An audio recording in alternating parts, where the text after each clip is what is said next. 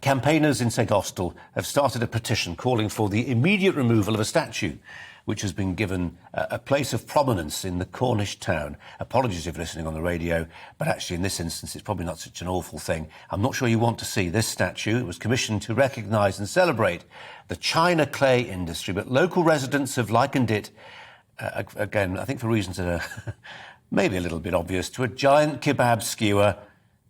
The outcry turned our thoughts to other public art that we've learned to be at least indifferent to. The journalist and broadcaster Mike Parry is with us now to run through his top 3 eyesores. Mike. Well, you call them eyesores, but all statues are magnificent, aren't they? Because they tell you something about somebody who's alive, but more normally about somebody who's not with us anymore.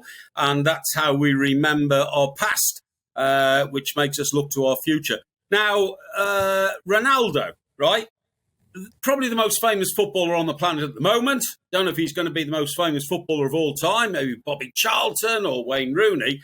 But this statue appeared for the first time in 2017 at Madeira Airport because Ronaldo, as we all know, is Portuguese, of course. He was captain of the Portuguese team that won the European Championships. So they put they caught the hair, Mike. They got the hair right, but not much else. Well, I'll tell you a very funny story. A group of English tourists went to Madeira. They walked through the airport. One of them was a big motor racing fan and asked a local official, why have you got a statue of David Coulthard in Madeira Airport? Because it does look more like David Coulthard than Ronaldo. Anyway, look, the mockery existed and persisted and went around the world. And within 15 months, it was taken away and replaced by another statue made by a local artist. The original one, believe it or not, went to Goa in India because there are, some people don't like this, but there are colonial contacts between Portugal and Goa. And then people said, why have we got Ronaldo's statue, a Portuguese star in Goa? So it got taken out of there. So I'm afraid that original statue, which wasn't very good and didn't look much like Cristiano Ronaldo, is now hidden away and may never be seen again. One down, 2 to go, Mike. Right.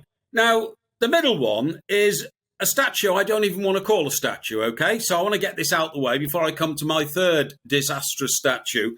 But it's the, I don't even know what to call it. I think it's called something like the cream and poppy cherry statue on the 4th plinth in Trafalgar Square. Now, if you can make sense of that, Colin, you're a better man than me. What is it?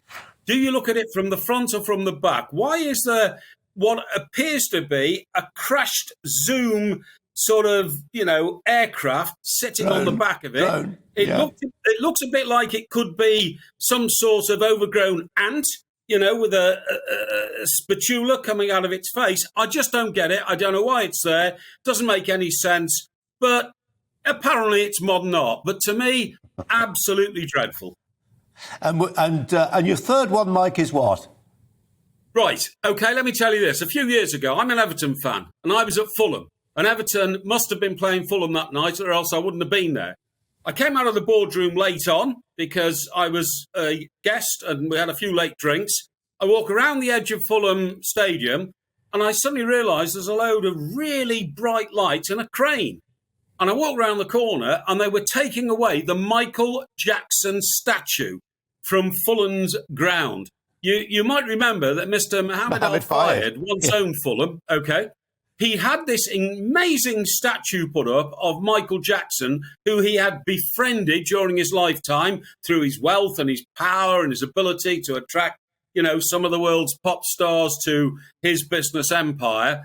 But once he left and the club was sold, it was sold to a new owner who owned an American football club.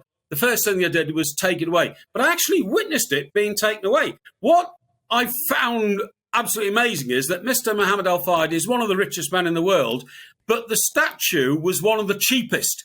It was made of paste. It was made of resin and papier-mâché. It wasn't made of metal. It wasn't a valuable statue. It was a piece of old tat. But guess what? It became such an iconic piece of Fulham Football Grounds Stadium that the National Football Museum in Manchester asked if they could have it for a couple of years as a representation of Fulham Football Club. I mean, can you believe it? A Premier League football club represented in the National Football Museum in Manchester, Northwest, one of the homes of football, by Michael Jackson.